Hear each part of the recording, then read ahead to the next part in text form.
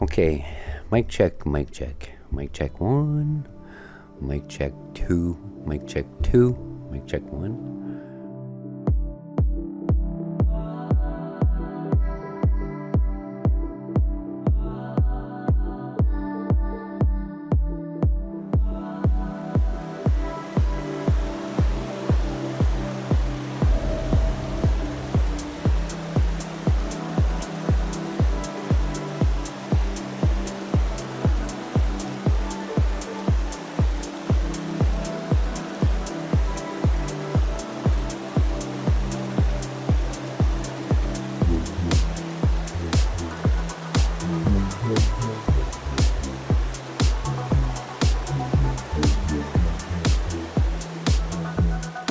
Robert here from Swan Lake Bigfoot. Sorry for being a little MIA.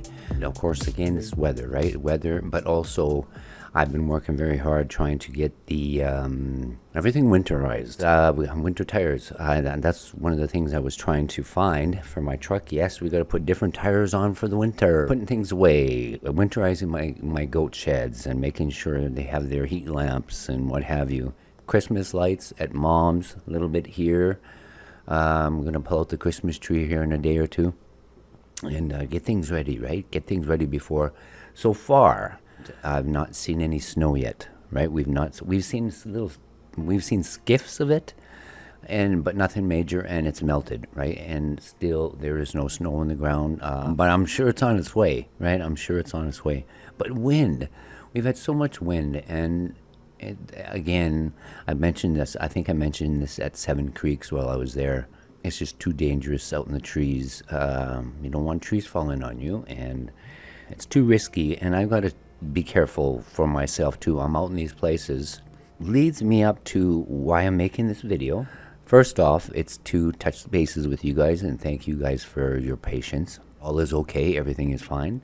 And secondly, speaking of Seven Creeks, I want to take you back there. This is what we're going to do today, and I may be doing more of these type of videos inside the house and around the house and in the yard and places like that through the winter. You know, if I get a nice warm winter day, I'm off on a road trip. The snow don't stop me. It's snowing, so we got to wait for those nice days. So these kind of videos, there is so much that I haven't been able to share with you, things that I found within my videos over this past year. I'm thinking of doing a year-end highlight video coming up here shortly too. I do go over these videos over and over and over, right? Just double check, triple check. 9 out of 10, I miss quite a bit of stuff. What I want to do here, we're going to go back to episode 2, my last upload. So from the very beginning of that visit to Seven Creeks, they were there. The wood knock started as soon as I entered those trees, and that sets the stage, right? The energy and the feelings and everything of what's to come, or that visit, how it's going to take place, what's going to happen. I know it's going to be active because they're there right away. But it is so filled with energy. And one of the reasons why I bring that up is because a lot of people, they talk about my camera stability and, you know, I should do this and I should do that. And if I was out there walking in a well-groomed park and shooting pictures and videos of some swans on the lake, say, you know, you're calm, you're relaxed, there's nothing taking place, right, other than you can focus on that one subject. You can really focus in on your camera capabilities, right? But here's the sticker. This is the problem when I'm out in the trees. I'm out in Bigfoot territory. And for those that don't understand what happens when you're there, I'm going to share a little bit about how that works and how it happens. One of the things, I'm multitasking on a whole different level. The energy is so high, the vibrations are so high, and of course, me being an empath, I'm at that threefold because I'm like a sponge. I'm soaking up everything that's taking place. Here's how most times that happens. I get in, and I hear a wood knock. And I want to walk towards the activity. I'm bushwhacking. Most of the times I'm not on these well-groomed trails, right? So I've got to watch where I put my feet. Plus, am I holding the camera steady as I'm walking through the trees, through the bush, through the thick of it, right? That's where we need to go. We need to go into the thick of things. A lot of people just shoot from the road, or they find a trail and they go and shoot off the trail, right? They don't want to go into where they need to be. If you actually want to experience them, you got to go in, right? But so I hear the wood knock, and I'm thinking, okay, we're going in, right? They're there. And as I get going, I've got to watch. I don't want to impale myself, fall over, trip over a tree and land on a piece of tree that's sticking up, and I'm impaled out there in the middle of the trees, and I'm bleeding out, and nobody there to come to my aid. I have no cell phone service. I could be bad. There's things I have to really pay attention to. I'm alone, right? I think they would help me if I injured myself, but still, that I got to be careful for that. So I'm watching my footing as I'm going toward where the noise is. And when I get far enough and I stop to, say, zoom in and try to adjust my camera as best I can, bang, over to my right, I hear another wood knock. And then I hear noise on my back trail.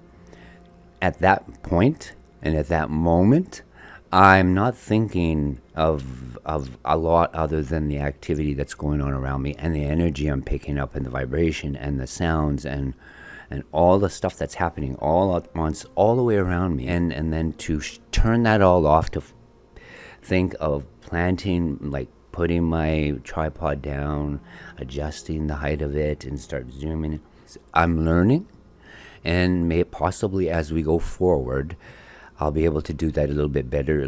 But when the energy's that high and there's that much activity and there's all these things happening around you, it is very difficult to focus. You want to, and the moment you focus on the one thing, bang, you hear something, or to your right or to your left, and your focus on the thing ahead of you is switched over to the thing on the right of you, and then you hear the sound of the back trail, and then all your senses and your hackles, you get shivers because you know there's something coming up behind you. Just imagine that, and trying to, at the same time, focus on the camera for you, right? I'm doing all of this so that you can see this. There are some of you that keep harping on this whole stability thing and gimbal thing and get this and get that. One day when I can afford it, possibly, but right now with the weight of my camcorder, like especially the JVC, if you pick up a little light camcorder, times that by 3, it's got weight. It's got heavy weight in it. It's my best camera that I have right now, so that's what I'm using. And a gimbal, it would be into the hundreds of dollars to get a gimbal that could actually perform carrying that weight. It's not like these little gimbals you get with the little buttons on it for your cell phones, right? There's certain gimbals that I couldn't buy that wouldn't work. They won't work for me. It's a learning process, and I would just say be patient, hang in there, and think about all the things that I have to go through and pay attention to while I'm out there doing what I'm doing. It's a lot of multitasking, and there's a lot of things I've got to pay attention to and consider while there, and I've been doing pretty good so far. I think I'm here, right? I've not injured myself, though there are pieces and videos that I've edited out because I've took a face plant. I flew over a tree, and thank goodness there was nothing on the trail, and it was winter, and that's even more risky because the snow's there. You don't see what's under the snow, right? And I have had a stick, thank goodness it didn't go into my leg muscle, my calf. I stepped down over this log, and there was a stick under the snow, and it went right in between my leg and my ski pants that I was wearing, right next to it, right? I did have a scrape on the calf of my leg, but I mean that could have been fatal. Again, I would have bled out there, right? Hopefully I could have made it to my truck, but there I was about half a mile into the trees when it happened, and I was a long ways from my vehicle. So please consider all these things before you jump in and think that I'm negating or slacking on the filming or anything that I'm doing, because there is a lot of stuff I have to take care of, think of, It's frustrating to me that, and I get that, because there's many of you that aren't out there. You don't understand what takes place, what happens, what's really taking place while you're out there. It's fun to watch, and it's accusations. Sometimes there are, I got dizzy watching your video, you need to get a gimbal. You hear this, it's repetitive, right? And these ones that are doing that, you've never experienced Bigfoot, right? You've never had an experience. You've never been out there. You don't know what this is about. And I'm sharing this with you because this is real, right? This is real stuff. It makes me smile a little bit because I know if I was to take those, the loudest ones, right? The ones that are always pushing these, this sort of thing. If I was to take them out there, I would watch them physically shake once the energy starts coming in and the sounds, and I would watch them vibrate. I've seen it. I've seen it in my family. I've seen it in other people when they've actually experienced Bigfoot or the presence of them. It has a physical effect on you, not just a spiritual effect, but a physical effect on you. And you can't hold a camera steady. You would never be able to hold a camera steady when it's all happening, when it's all there, when it's full. And I think because I've been doing this for quite a few years, and I've experienced, we grew up knowing the Sasquatch were here. It's been over 50 years. I'm able to be fairly calm out there. You in a way, I've always believed that they're conditioning me to go out there with them so that I can stay out there longer. If I was to go back 15 years and think of where I was then compared to now, it wouldn't be like it is. Because I would get wound up in it, right? And I would get overly excited, and to focus on anything was almost impossible. So I understand that ones that are pushing a lot of this stuff is that they don't know, right? And they've never had an encounter or an experience, and this is something they do. They're watching a lot of Bigfoot videos and a lot of video about a lot of things. But where it comes to Sasquatch, when you're in the middle of it and they are there and the energy is there, and you're being hit by all this information, it's very hard. It takes a lot of practice, a lot of experience to stay calm enough to film what I've been able to film, right? Important. Just keep that in mind as we go forward. And if there's any others that, people that come on board, if there's new people that come on board, I'm sure I will have to go through this again at some point down the road, or I may just point them to this video and just go listen to what I've got to say about that, right? I try my hardest with what I got, and with the circumstances and everything that's taken place out there, I think I'm doing pretty good, right? I'll get better as we go forward. And maybe down the road there'll be new equipment, if there's enough money coming back in from the channel, which is not, I don't make a whole lot doing this. It's not free. I do have a membership. For those that are new, you got an option. You got 3 options there. And maybe possibly buy a new camera. Nothing new on the Bigfoot camper trailer. That money's still sitting there. We won't touch the money. We'll get the camper. Then we'll look at maybe getting a newer camcorder for the future, right? A little bit down the road.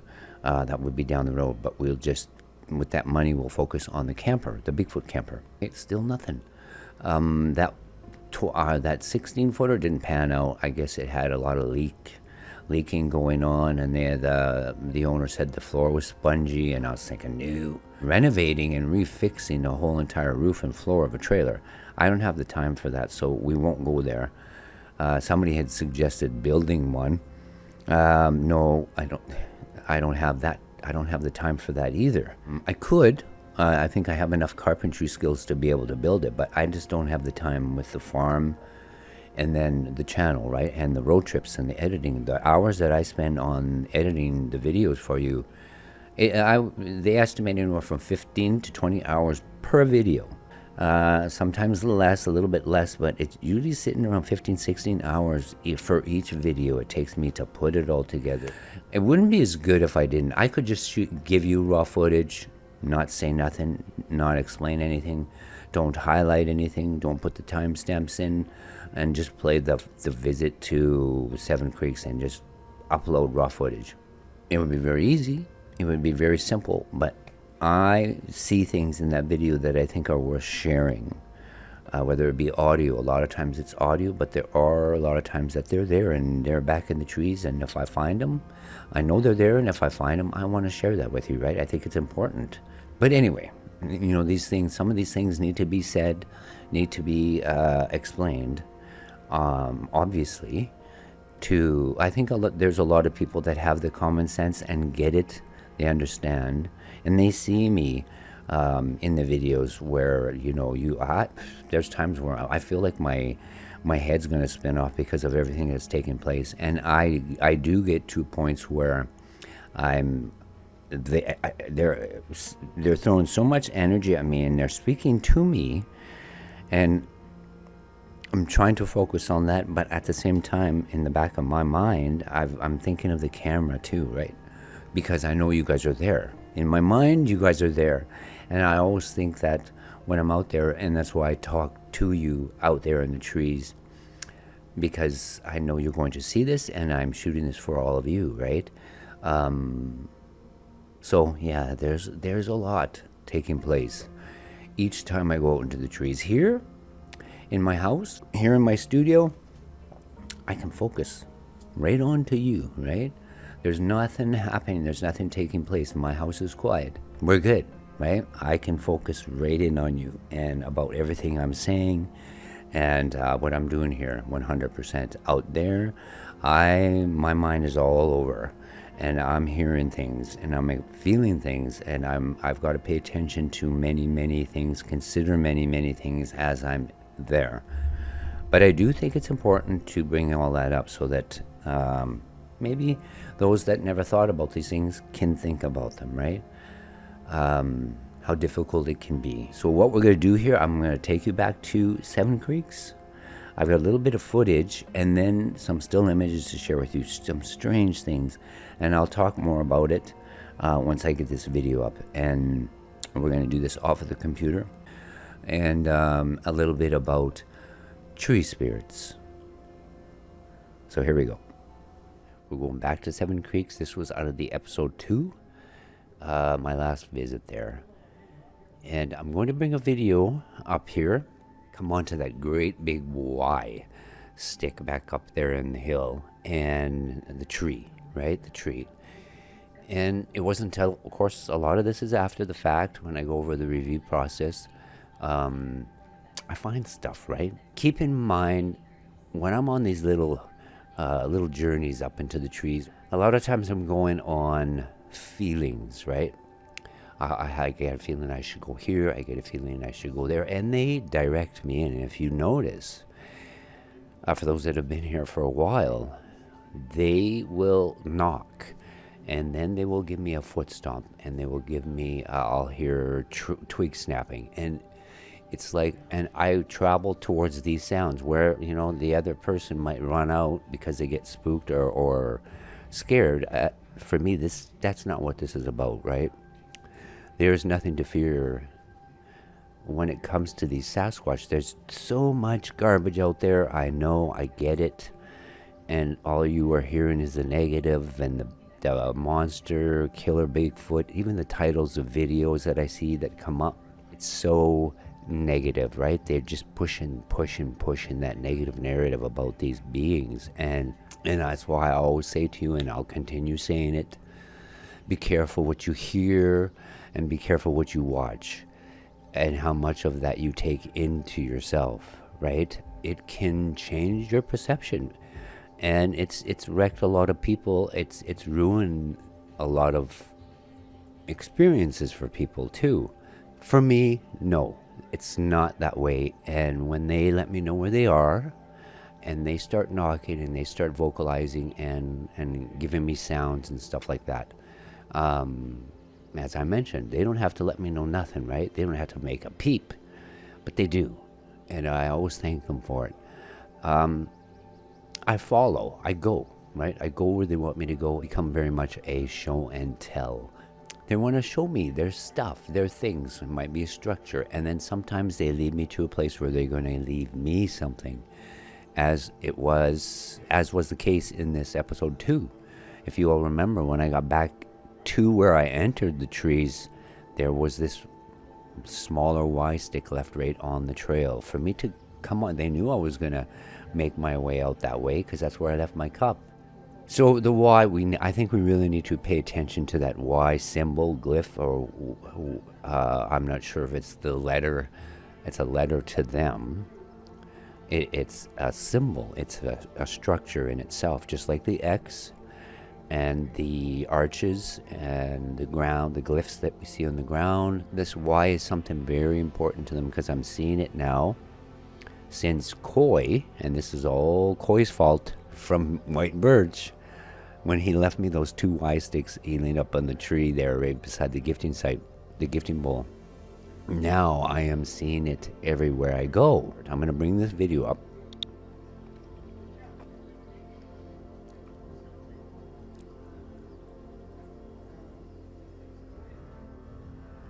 Okay. Before we continue, if you will, take a look at the 3. They're like little orange, yellowish colored orbs. They're at the bottom of the Y, just off to the right. This is why I want to talk about tree spirits. This almost, I want to go back, right? I want to go back there and have a closer look at this because I've got some still images I took off this to share with you as well. But the 3 little orange orb things that you see there, that was when I first saw the Y tree, and I zoomed in on it as I'm doing here, and I zoom out and pan around the area there. I think I filmed that twisted tree that was broken off, and then I go back, I turn my camera back to this Y tree, and it's changed, right? There's no longer the orange orbs, the 3 that you see there. You know, I don't think we should dismiss anything when it comes to these Sasquatch. As we go forward here, we're learning some pretty amazing things about them, and I still think we're just scratching the surface, right? We're just starting, and it's already been how many years, but learning something new all the time when it comes to the Bigfoot, to the Sasquatch. We'll go right into the still images, and let me know what you think. Hope you enjoy. Here we go.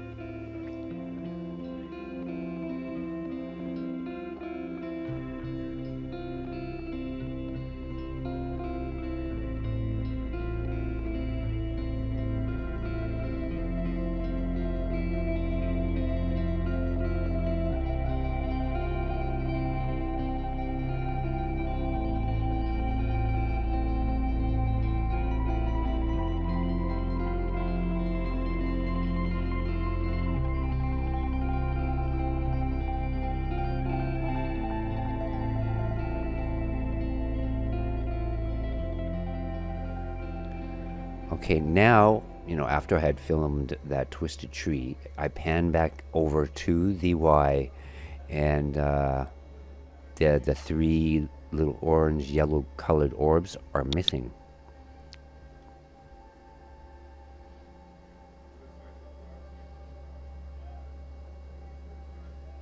Okay, so that was interesting.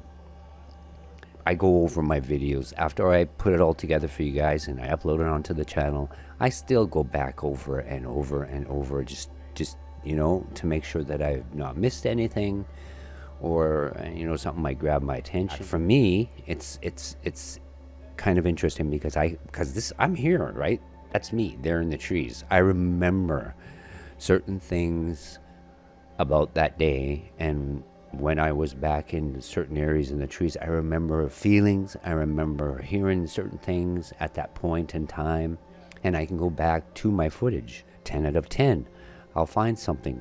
But here we're going to go right back to the title of this video, the tree spirits.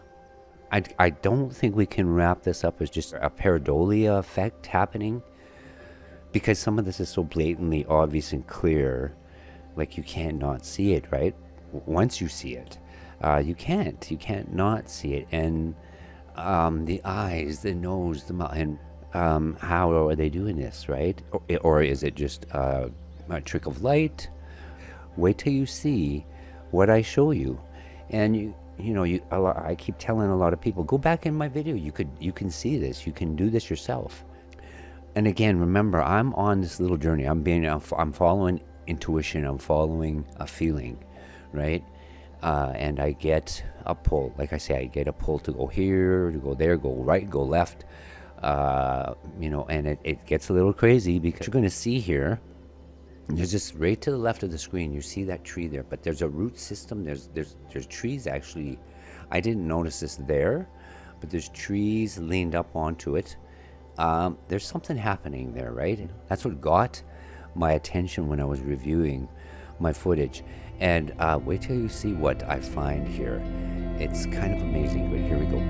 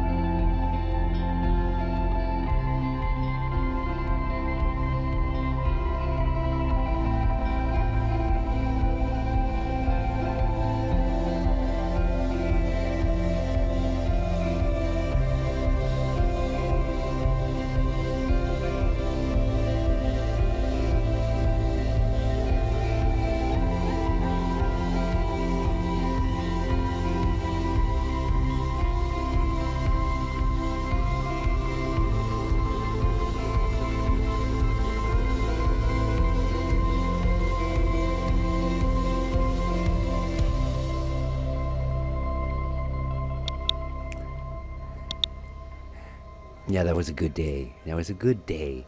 There you go, right? Kind of fascinating, kind of interesting. And again, I believe everything is a spirit. It's interesting because they take me places. They lead me places.